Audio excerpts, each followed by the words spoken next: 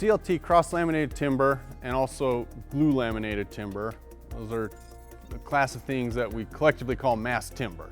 And so the idea with these mass timber products is that you can cut the trees into smaller parts and pieces, and you can use adhesives and pressure to form, shapes that are more conducive to buildings.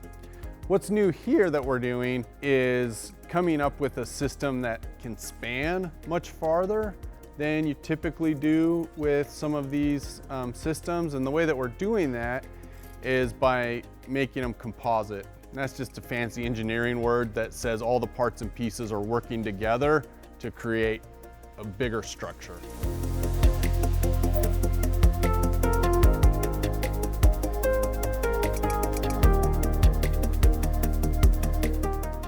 I saw the call for proposals on this, and they specifically mentioned design for adaptability, design for deconstruction, and Clemson is just really well positioned to do research on mass timber. We're one of, probably 2 or 3 institutions in the country that are right at the leading edge of all of this with mass timber. We have brand recognition and we have the expertise here, and we've all been working together on this for years, different projects.